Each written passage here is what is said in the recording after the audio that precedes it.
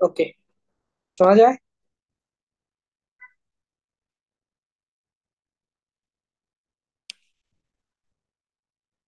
জি ভাই, শোনা যাচ্ছে ভাই। ওকে ওকে। তো রাসায়নিক সাম্যাবস্থার বা ইকুইলিব্রিয়ামের চারটা শর্ত আছে। সেটা হচ্ছে, প্রথম হচ্ছে সাম্যের স্থায়িত্ব,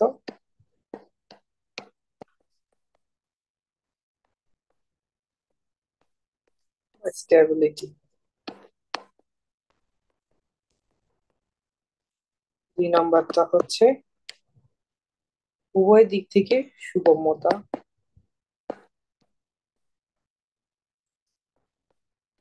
এক্সপ্লেন করতেছি একটু পর।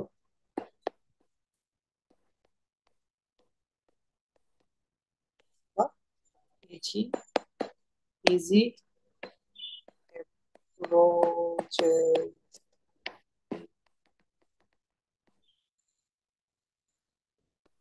হচ্ছে বিক্রিয়ার অসম্পূর্ণতা।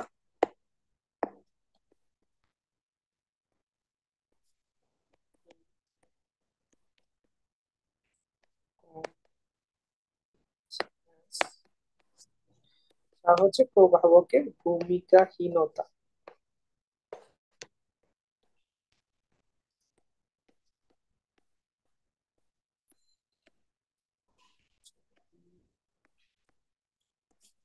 ই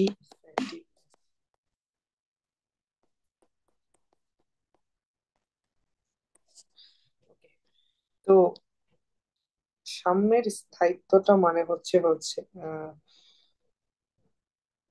কোথায় গেল? ওকে, সাম্যের স্থায়িত্বটার মানে হচ্ছে তোমার কোনো বিক্রিয়া, ধরো H2 + I2, সেটা কি হয়ে গেল? 2Hi। এটা একটা বিক্রিয়া। এখন এই বিক্রিয়াটা যদি একবার সাম্যাবস্থায় পৌঁছায় যায়, তাহলে সেটা তো সাম্যাবস্থা থেকে সরতে চাইবে না, কারণ সব বিক্রিয়া চায় সাম্যাবস্থা অর্জন করতে। এর জন্য সবাই কি যাবে?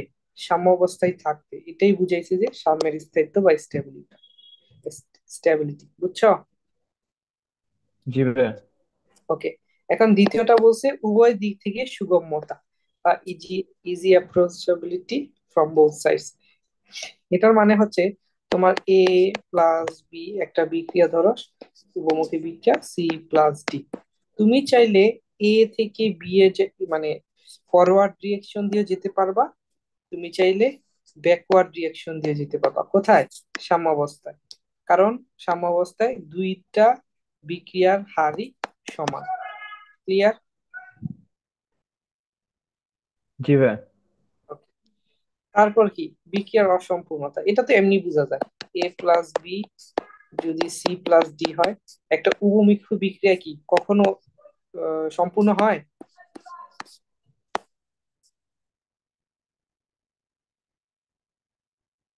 উভমুখী বিক্রিয়া সম্পূর্ণ হওয়া মানে কি? সম্পূর্ণ হওয়া মানে হয় বিক্রিয়ক বিক্রিয়ক নাই হয়ে যাবে, শেষ হয়ে যাবে, যা ছিল তা শেষ হয়ে যাবে, তাহলে সব হইলে উৎপাদ হয়ে যাবে। তাহলে এটা তো একমুখী হয়ে গেল। আবার কি হইতে পারে? বিক্রিয়া সব সব বিক্রিয়ক, কোনো উৎপাদ নাই, তাহলে এটা ফুল এরকম হয়ে যাবে। বাট উভমুখী বিক্রিয়া কি অ্যাকচুয়ালি এটা না? জি ভাই। তাহলে বিক্রিয়া কখনোই সম্পূর্ণ হবে না, সবগুলোই চাবে আহ সাম্যাবস্থায় অবস্থান করতে। প্রভাবকের ভূমিকাহীনতা। তোমরা 9-10-এ লা শাতেলিয়ার নীতি পড়ছো। সেখানে কি পড়ছো? তাপমাত্রা, চাপ, ঘনমাত্রা। ঠিক আছে? এই তিনটা মানে প্রভাবক, প্রভাবক না অ্যাকচুয়ালি, তিনটা এটা কি বলে,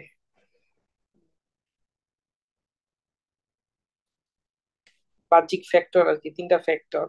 সেটা হচ্ছে তাপমাত্রা, চাপ, আর ঘনমাত্রা। এগুলো যদি তুমি বাহ্যিক ভাবে চেঞ্জ করো, তাহলে বিক্রিয়ার সাম্যাবস্থা বামে বা ডানে পরিবর্তিত হবে, হয় ডানে চলে আসবে অথবা বামে চলে আসবে। কিন্তু প্রভাবক যদি দাও একটা বিক্রিয়ায়, সেটা তোমার ইকুইলিব্রিয়ামকে কখনোই এফেক্ট করবে না। ঠিক আছে? প্রভাবক দিলে কি হয় সেটা আমরা একটু শর্ট করে আমি বলি, সেটা সাম্যাবস্থা যেখানে আছে সেখানেই থাকবে। সাম্যাবস্থা যদি ধরো তুমি এই যে একটা ধরো টাইম ল্যাপ, তো এটার মধ্যে ধরো এটা ধরো টোটাল হচ্ছে 1 আওয়ার, এটা 0, এটা 1 আওয়ার। ধরো এখানে ধরো এখানে 30 মিনিট, আর একটু পর দিই, ধরো এখানে 45 মিনিট, 45 মিনিট পর থেকে তোমার সাম্যাবস্থাটা শুরু হলো। ঠিক আছে, সাম্যাবস্থাটা শুরু হয়ে গেছে, আর এগুলা হচ্ছে এখনো সাম্যাবস্থায় পৌঁছায়নি। ধরো 45 মিনিটে সাম্যাবস্থায় পৌঁছায় গেছে। এখন যদি তুমি এই বিক্রিয়ায় তুমি প্রভাবক দাও বা ক্যাটালিস্ট দাও,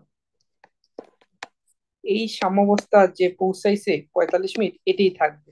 তোমার সাম্যাবস্থা 45 মিনিটের আগেও আসবে না, পরেও যাবে না। বুঝছো?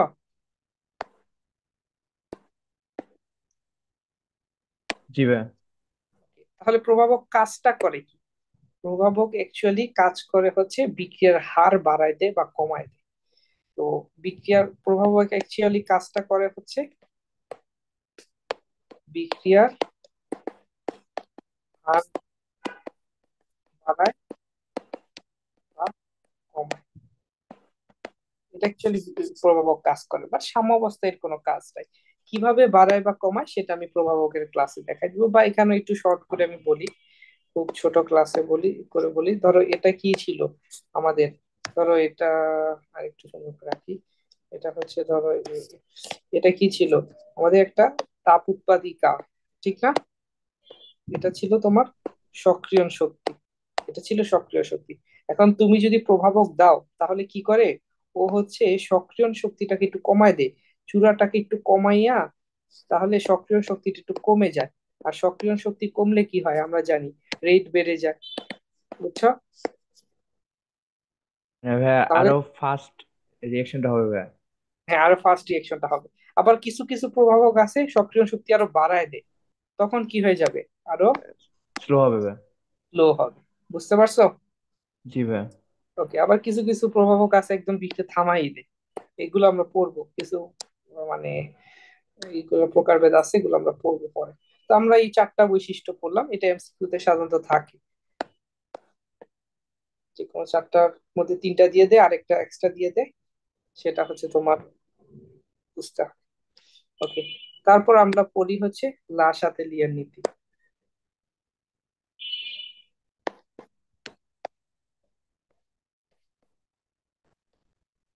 তুমি হচ্ছে ক্লাস করার পাশাপাশি ক্লাস নোটটা করে ফেলো, পিডিএফ দেই, এটা জমায় রেখো না।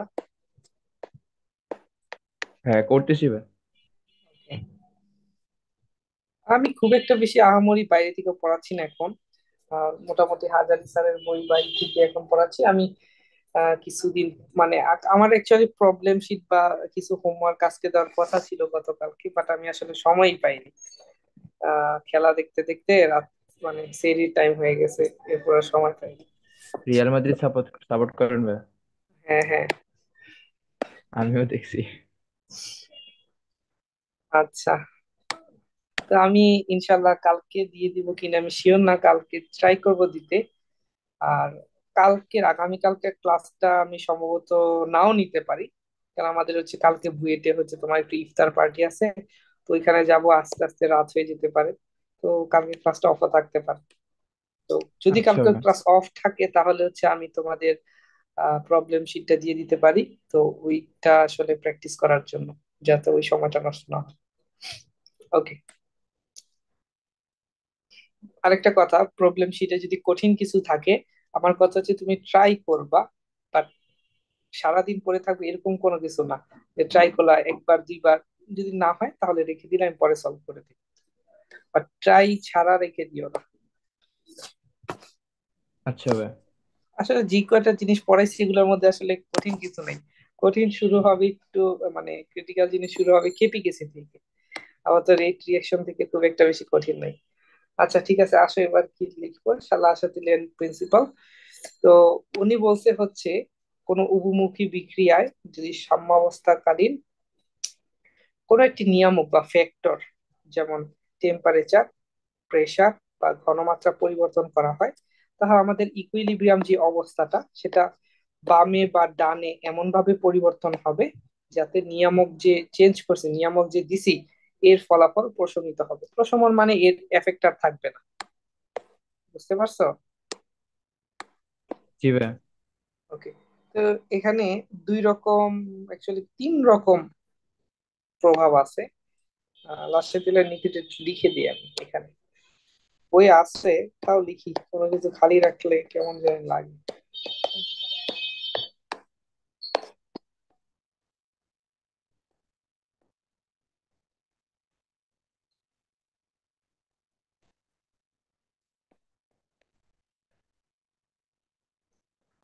তাহলে যদি ওই অবস্থার একটি নিয়ামক, এটা পরীক্ষায় আসে, নিয়ামক যেমন তাপমাত্রা, চাপ, ঘনমাত্রা। আমি তোমাদের এই চ্যাপ্টার শেষ হওয়ার সময় হাজারি স্যারের বইটা একবারে ফুল রিভিউ করে দিব, যাতে পড়তে সুবিধা হয়। এখনো পড়বা, টপিক ওয়াইজ পড়তে থাকবা, পরে আমি জাস্ট একবার রিভিউ করে দিই বই, মানে বইয়ের পিডিএফটা।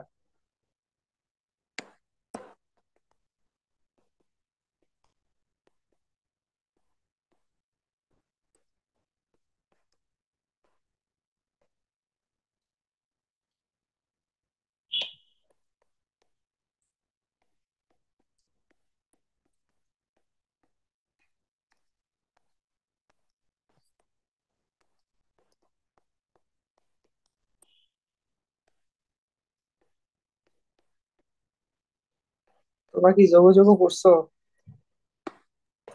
ভাইয়া নেমিং করা হয়েছে, তারপরে ওই কি বলে মেটামারিজম টোটামারিজম করছিলাম। এ, শুধু কি বলে যে একেবারে বেসিক যেটা আছে ভাই, ওইটা আর কি জাস্ট দেখা হয়েছিল এক্সামে দেওয়ার মতো আর কি। আচ্ছা।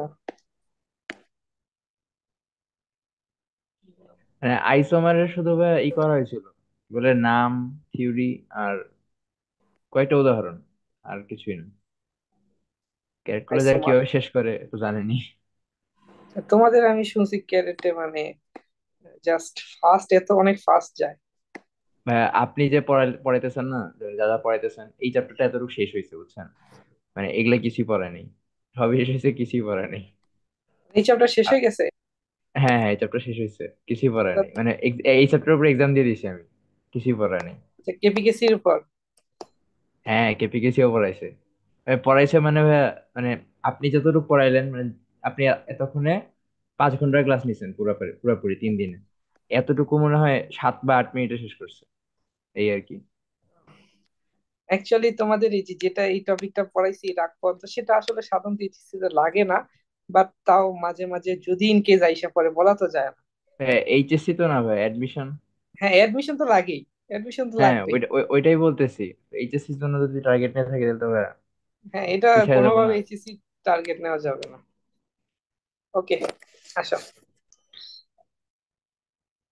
তোমরা বোর্ড কোয়েশ্চেন সলভিং এর জন্য, আমি একটা কথা বলি, যদি বোর্ড কোয়েশ্চেন সলভিং এর জন্য তোমরা রয়্যালের একটা বই আছে, বুঝছো? রয়্যাল, ওইটা কিনতে পারো। আমি তো আমার দুইটা স্টুডেন্টকে কিনাইছি, শীষকে আমি কিনাই নাই।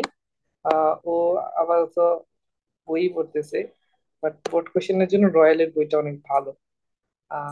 অ্যাকচুয়ালি দুইটা বই, মোট চারটা বই অ্যাকচুয়ালি। ওদের সিকিউর জন্য একটা বই, ফার্স্ট পেপার, এমসিকিউর জন্য আরেকটা বই, ফার্স্ট পেপার, আবার সিকিউর জন্য সেকেন্ড পেপার একটা বই, সিকিউর এমসিকিউর জন্য সেকেন্ড পেপার একটা বই।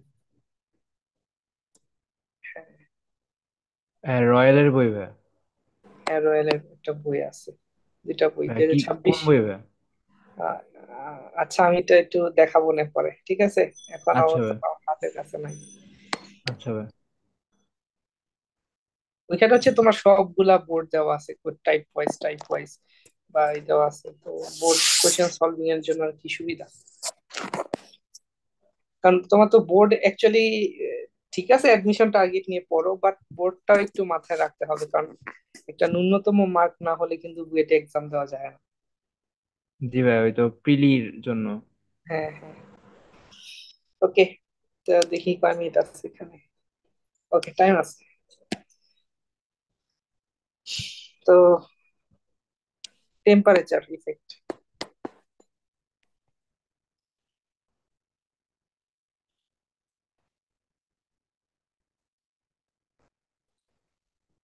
টেম্পারেচার ইফেক্টটা হচ্ছে খুবই সহজ একটা বিষয়। সেটা হচ্ছে তাপ উৎপাদী বিক্রিয়ার ক্ষেত্রে।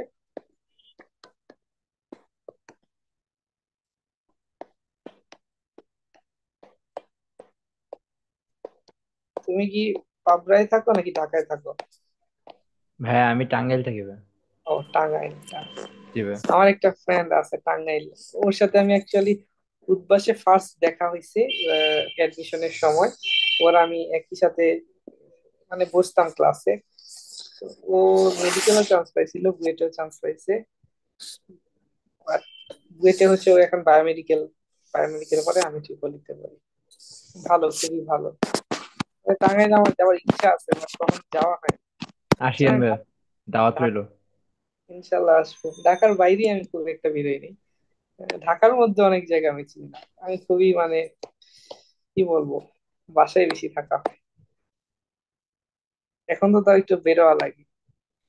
ভাইয়া আচ্ছা। আপনি বাসায় থাকেন নাকি এমনি হলে থাকেন? না, হলে থাকি না, আমাকে হল যাওয়ার প্রশ্নই ওঠে না। আমি ঢাকায় ও, স্কুলে আপনি পড়ছি। আগে থেকেই ঢাকা থাকেন? হ্যাঁ হ্যাঁ, ঢাকা। আমার বাড়ি আচ্ছা। আসলে, আমার গ্রামের বাড়ি আসলে নারায়ণগঞ্জ, ঢাকার পাশেই। আমার যেখানে আমি এখন থাকি সেখান থেকে আধা ঘন্টা লাগে আমার গ্রামের ভাই, বাড়িতে, পাশের নারায়ণগঞ্জ গ্রাম। কোথায় ভাই? রূপগঞ্জ। আমার নানু বাসা নারায়ণগঞ্জ সিদ্ধিরগঞ্জ ভাই। ও, গেছেন কখনো? সিদ্ধিরগঞ্জ। জি ভাই। হ্যাঁ, আমার আমার হচ্ছে খালা, মানে আমার আন্টির বাসা সিদ্ধিরগঞ্জ। আচ্ছা। আচ্ছা, ঠিক আছে, আসো আমরা করি। সেটা হচ্ছে তাপ উৎপাদী বিক্রিয়া। তো তাপ উৎপাদী বিক্রিয়া হচ্ছে তুমি যদি টেম্পারেচার রাইজ করো, টেম্পারেচার যদি বৃদ্ধি করো, তাহলে বিক্রিয়াটা সামনের দিকে যাবে না, বিক্রিয়াটা যাবে ব্যাকওয়ার্ড রিয়েকশন, ব্যাকওয়ার্ড যাবে। আর টেম্পারেচার যদি লো করো, তাহলে সেটা ফরওয়ার্ড রিয়েকশন ডমিনেট করবে।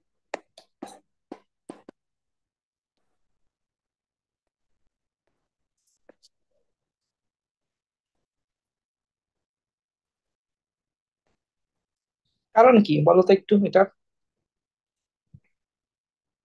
তাপ উৎপাদী বিক্রিয়া যদি ভাইয়া তাপ বাড়ে তাহলে মানে রিয়েকশনের জন্য তাপ আরো কমাইতে হবে। তো এই ক্ষেত্রে হ্যাঁ তাপ বাড়াইলে ওই তাপটা কমানোর জন্য ব্যাকওয়ার্ড রিয়েকশন করা হয়। হ্যাঁ, অ্যাকচুয়ালি মানে তোমার তাপ উৎপাদী বিক্রিয়া বা এক্সোথার্মিক যেটা, এক্সোথার্মিক যেটা, সেটাতে অ্যাকচুয়ালি অলরেডি তাপ উৎপন্ন হচ্ছে। তো তুমি যদি এখানে আরো এক্সট্রা তাপ দাও, সেটা অ্যাকচুয়ালি তোমার বিক্রিয়ার অনুকূলে থাকে না। এর জন্য সেটা ব্যাকওয়ার্ড রিয়েকশন হয়ে তাপটাকে কমায়। আর তাপ যেহেতু উৎপন্ন হচ্ছে, তুমি যে টেম্পারেচারটা কমাও, তখন হচ্ছে আবার ফরওয়ার্ড রিয়েকশনটা ডমিনেট করে। ঠিক এর ঠিক উল্টো হচ্ছে তাপহারী বা এন্ডোথার্মিক বিক্রিয়া যেটা।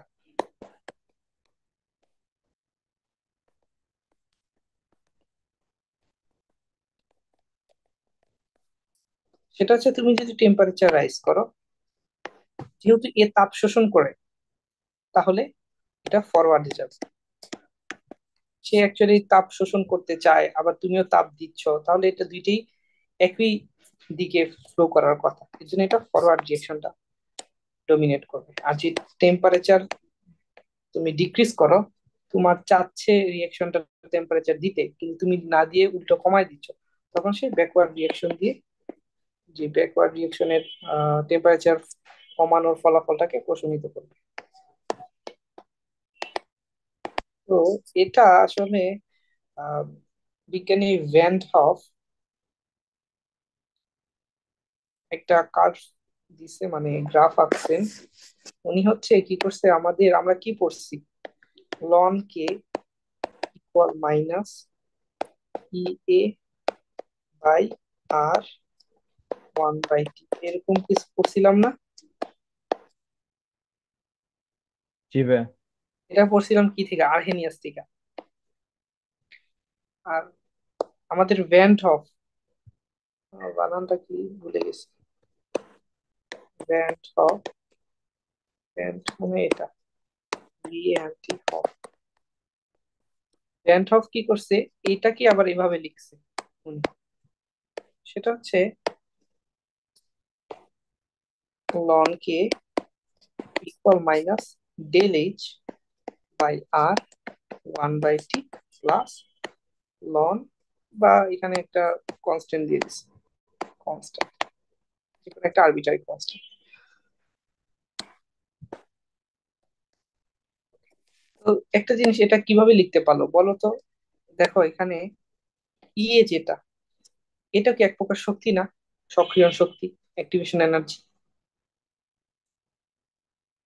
আর ডেল এইচ, এটা কি তাপ? তাপ কি এক প্রকার শক্তি না? জি হ্যালো? ভাই। এর জন্য আসলে এই সমীকরণটা উনি লিখতে পারছে, বাট এটার প্রমাণ তোমাদের আসে না, দরকার নেই। তো এখান থেকে দুইটা কার্ভ আসে, সেটা হচ্ছে, ধরো এটা একটা, আর একটা কি, আচ্ছা এই স্ক্রিন তো ভালো মনে হয়, চোখে বেশি প্রেসার পড়ে না, ঠিক না? সাদা স্ক্রিন থেকে। ঠিক আছে ভাই, এটাই ভালো আছে ভাই। Okay. এটা সাদা আবার স্ক্রিনে অনেক, বেশি প্রবলেম হয়। এটাতে হচ্ছে আবার প্রিন্ট করতে পারবা না, আর প্রিন্ট করার দরকারও নেই। নোট ক্লাসের, করতেছি ভাই, সমস্যা নেই। ক্লাসের সাথে সাথে লিখাই বেটার। আরো আছে অনেক ধরনেরই, বাট এটা হচ্ছে আমার কাছে লিখতে সুবিধা, আমারও প্রেসার কম পড়ে, তোমাদেরও প্রেসার কম পড়ে। ওকে, তো কার্ভটা কিসের হবে? লন কে ভার্সেস 1/t, এখানে লগ দিয়েও করতে পারতো, তখন হচ্ছে যে 2.303 থাকে আর এর সাথে, আর লনের ক্ষেত্রে আটটা, লগের ক্ষেত্রে 2.303 আর হয়ে যায়। ওকে, তো এখান থেকে যদি তুমি দেখো, তুমি একটা জিনিস খেয়াল করো, সেটা হচ্ছে লন কে 1/t, আমার রিয়েকশনটা এখানে আবার লিখি আমি, সেটা হচ্ছে লন কে ইকুয়াল হচ্ছে minus del H by R 1/t plus constant. এটা লিখলাম আমি, এটা আমি লিখলাম। এখন একটা জিনিস চিন্তা করো, ডেল এইচ, ডেল এইচটা কি? তাপ উৎপাদী বা এক্সোথার্মিকের জন্য ডেল এইচটা কি পজিটিভ না নেগেটিভ? ভাই এক্সোর জন্য ডেলিস নেগেটিভ। নেগেটিভ। তাহলে সামনে একটা তোমার নেগেটিভ আছে, তোমার এটা একটা নেগেটিভ, তাহলে দুইটা মিলে পজিটিভ হবে, তাহলে এই টোটাল ঢাল যেটা, সেটা হয়ে যাবে পজিটিভ এক্সোথার্মিকের জন্য। তাহলে তোমার কোনটা, এটা নাকি এটা হবে? ভাই সেকেন্ডটা হবে। সেকেন্ডটা। তাহলে এটা হবে এক্সোথার্মিক বা তাপ উৎপাদন।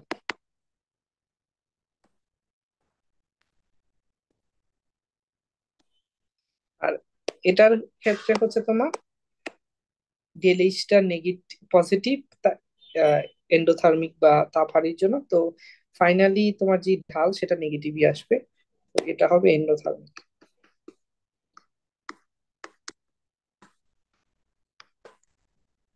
বুঝছো?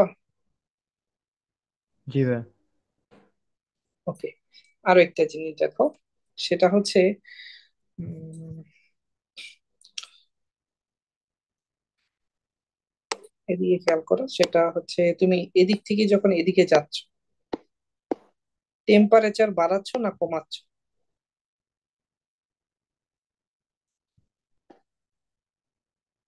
টেম্পারেচার মানে এই পাশে আসার সময় কমতেছে ভাই। হ্যাঁ, ডান পাশে যত যাচ্ছে তত 1/t বাড়তেছে, কিন্তু টেম্পারেচার টি কমতেছে, রাইট? জি ভাই। ওকে, টেম্পারেচার যখন এদিকে কমতেছে, টেম্পারেচার যখন এদিকে কমতেছে, তখন দেখো বিক্রিয়ার হারটাও কি কমতেছে। কমতেছে। তাহলে আমরা কি এন্ডোথার্মিক বা, এন্ডোথার্মিক রিয়াকশন করতেছে। হ্যাঁ তাপহারির জন্য কি বলছি, যে তাপমাত্রা যদি কমাও তাহলে কি বিক্রিয়ার হারে তাপ কি কমবে না? হার কমবে। কমবে। সে মানে কি বলবো, বাম দিকে আর কি ব্যাকওয়ার্ড রিয়েকশনটা ডমিনেট করবে। আবার এক্সোথার্মিকের ক্ষেত্রে দেখো, এদিকে কি টেম্পারেচার কমতেছে, তুমি যখন টেম্পারেচার কমাও তখন কি ফরওয়ার্ড রিয়েকশনটা কি ডমিনেট করে না? বাড়তেছে ভাই, ডমিনেট করবে। হ্যাঁ, বুঝতে পারছো? জি ভাই। ওকে, এগুলো সব একটু ট্রিকি কোশ্চেন, হালকা পাতলা আছে, খুব একটা কঠিন বিষয় না।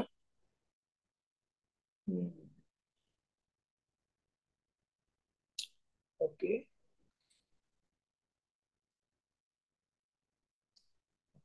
এখন সাম্যাবস্থায় যে চাপের প্রভাব, তুমি চাপের প্রভাব তো শুধুমাত্র গ্যাসের ক্ষেত্রেই হয়, ঠিক না? আচ্ছা, আমরা তো তাপমাত্রা পড়ায় ফেলছি, তাহলে এবার হচ্ছে pressure effect, temperature effect, pressure effect. আসো, pressure effect,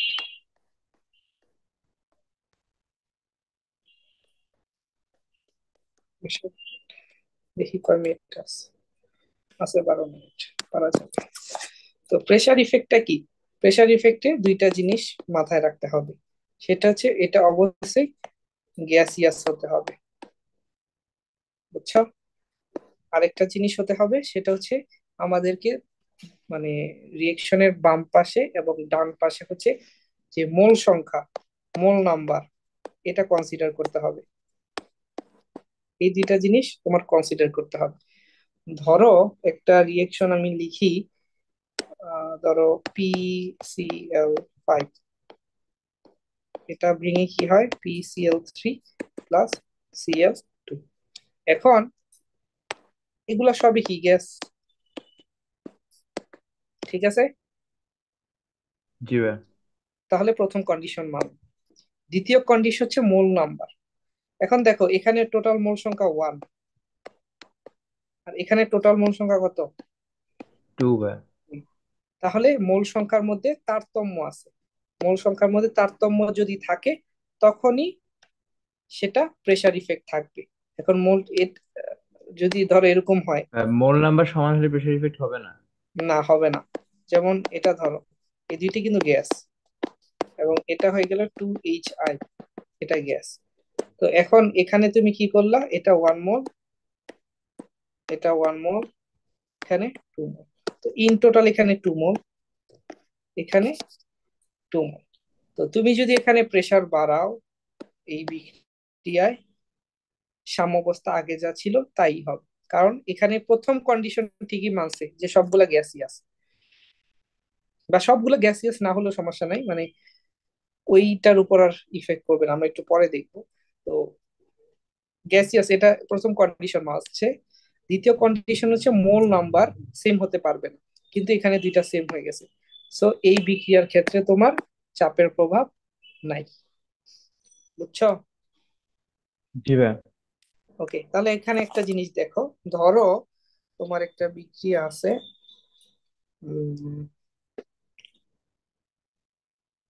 3Fe solid, 4H2O gas, সেটা হচ্ছে Fe2O3 সলিড প্লাস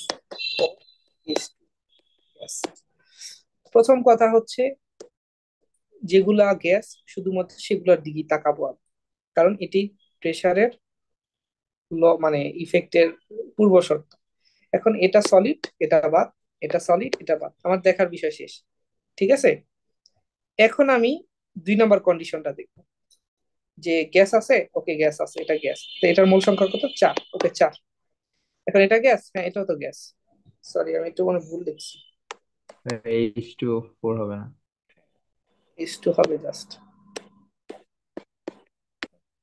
তো এটাও গ্যাস, তাহলে এটা কি? এটাও 4 মোল আছে। তো দেখলা যে তোমার প্রথম শর্ত আছে, ঠিক আছে গ্যাস আছে, আর তৃতীয় শর্ত কি সে ফুলফিল করে না। তাহলে এই বিক্রিয়ায় চাপের প্রভাব কি? হ্যাঁ, চাপের প্রভাব নেই ভাই।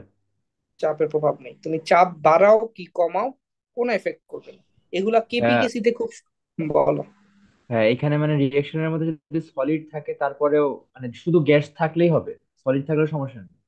সলিড থাকলে এদের উপর মানে এরা কোনো বিক্রিয়ায় প্রভাব রাখবে না, এগুলা বাদ, এগুলো আমাদের কনসিডারেশনেই থাকবে না।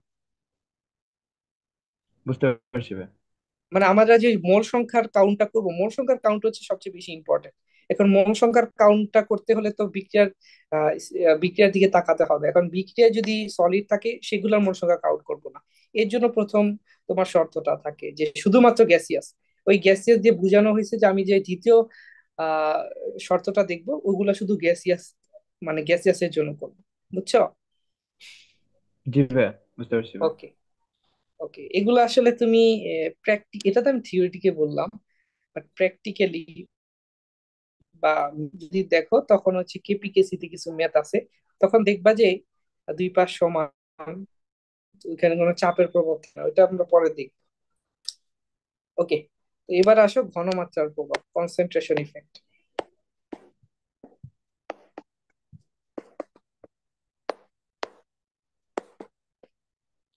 ওকে, তো ঘনমাত্রার ইফেক্টটা খুবই সহজ।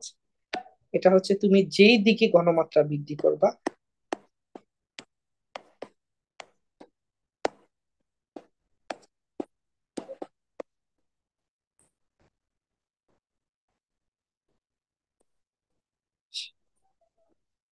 তার উল্টো দিকে যাবে আর কি, মানে কি বলবো এটাকে, ধরো সেখান থেকে বিয়োজিত হবে আর কি। এভাবে বলি, আমি একটা উদাহরণ দিয়ে বলি তাহলে সুবিধা হয় আমার জন্য। Two H two S plus O two, এটা ধরো two S plus H two O, ধরো এটা, ঠিক ভাইয়া আছে। যেদিকে যেদিকে ঘনমাত্রা বেশি তার রিভার্সে রিঅ্যাকশনটা কন্টিনিউ করবে। হ্যাঁ, কাইন্ড অফ এরকমই, যে তুমি যদি এখন বিক্রিয়কে যদি ঘনমাত্রা বৃদ্ধি করো, তাহলে সেটা ফরওয়ার্ড রিঅ্যাকশন হয়ে বিভাজিত হবে, ঠিক আছে। আর তুমি যদি এখন উৎপাদে ঘনমাত্রা বৃদ্ধি করো, সেটার ঘনমাত্রা প্রশমিত হওয়ার জন্য সেই ব্যাকওয়ার্ড রিঅ্যাকশনটা সামনের দিকে যাবে। ক্লিয়ার? জি ভাইয়া, বুঝতে পারছি। ওকে, এখন মানে আর কি দুই পাশ সমান করার জন্য আর কি। হ্যাঁ, দুই পাশ সমান করার জন্য বিষয়টা এরকমই, কারণ এটাই তো আসলে প্রশমন, মানে সাম্যাবস্থার মূল কথা। জি ভাইয়া, বুঝতে পারছি ভাইয়া। ওকে, তো তুমি আহ, এখন একটা জিনিস বলো, সেটা হচ্ছে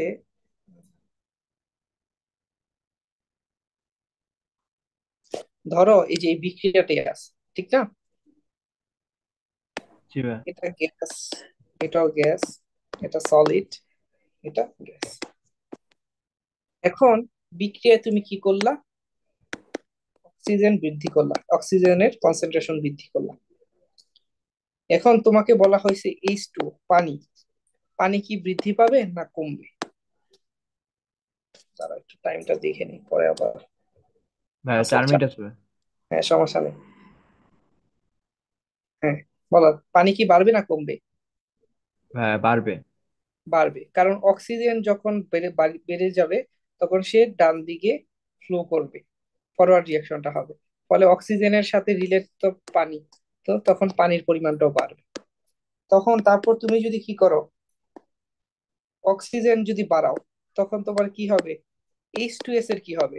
এটা কি বাড়বে না কমবে? ভাইয়া অক্সিজেন যদি বাড়াই, হুম, H2S তো একই পাশে না? একই পাশে,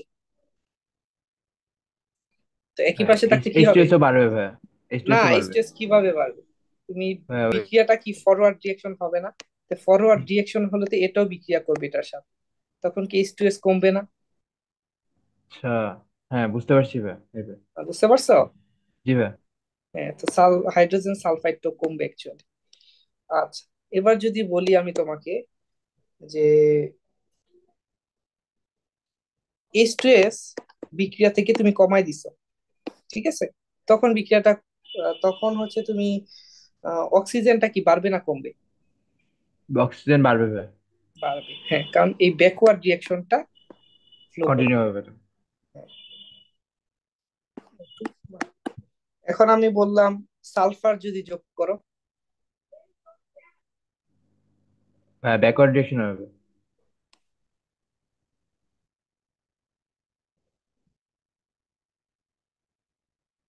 আচ্ছা, একটা জিনিস খেয়াল করবা, অ্যাকচুয়ালি সালফারের জন্য তোমার এইচ টু এস খুব একটা বেশি পরিবর্তন হবে না, আমরা সলিডটাকে অ্যাকচুয়ালি কাউন্ট করি না, বুঝছো, এটা একটু মাথায় রাখবা। কনসেন্ট্রেশনে তো শুধু লিকুইড আর গ্যাস। হ্যাঁ, লিকুইড আর গ্যাস, বা aqueous solution actually, concentration aqueous solution বা গ্যাস, লিকুইড বলি না সাধারণত, একুয়াস সলিউশন আর গ্যাস কনসিডার করি। তো তো সলিড যদি বাড়াও কমাও এটা বিক্রিয়ার প্রভাব করবে না। কারণ হচ্ছে কেপিকেসি বা কিউসি এটা পরে পড়াবো, ওইটা থেকেই দেখতে পারবা। ঠিক আছে। জি ভাই। ওকে, তাহলে আজকে এই পর্যন্তই থাক। পড়াশোনা করো। ইনশাল্লাহ কালকে পড়বো কিনা আমি দেখবো নে, পারবো কিনা। আর আজকে চেষ্টা করবো আমি কিছু প্রবলেম দিয়ে দেওয়ার জন্য। ঠিক আছে। আচ্ছা ভাই, ইনশাল্লাহ। আচ্ছা।